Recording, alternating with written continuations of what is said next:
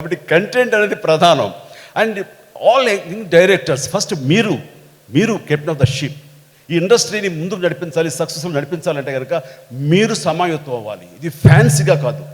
And దీన్ని ఒక ఋషుల్లాగా మీరు కష్టపడి సినిమా కంటెంట్ ఎందుకు సినిమా హిట్ అయింది, ఎందుకు సినిమా ఫ్లాప్ అయింది, ఎందుకు ఆ సినిమా హిట్ అయింది అనేది మీరు ఎప్పటికప్పుడు డిసైడ్ చేసుకుంటూ ఉండాలి. దాని మీద రీసెర్చ్ చేస్తూ ఉండాలి. Emotion is more important. లేదా ఎక్కడ ఊపిరి సరపకుండా ఎంటర్టైన్మెంట్, ఉదాహరణకు అందిపించిన జాతిరత్నాలు. లేదు ఎమోషన్, అది కట్టిపరేయాలి, మన గుండెని ఆకట్టుకోవాలి.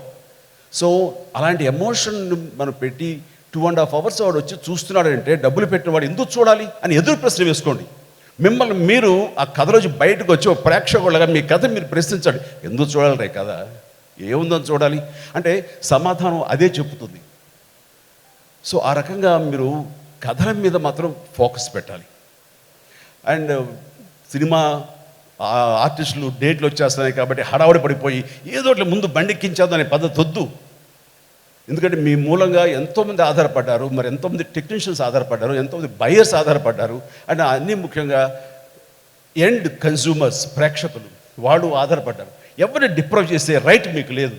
కాబట్టి డైరెక్టర్స్ అనేవాడు ప్రప్రథమంగా తను చాలా జాగ్రత్త వహించాలి కంటెంట్ విషయంలో. అలా చేసిన రోజున మనకి ఎక్కువ శాతం హిట్సే వస్తాయి. ఆ తర్వాత ఏమో ఫ్లాప్లు హిట్లు మన చేతులు లేవు. కానీ ఖచ్చితంగా హిట్ చెయ్యాలి అనే ధోరణి మీరు చేస్తే ఖచ్చితంగా హిట్లు అవుతాయని నా ప్రగాఢ ఇది. So please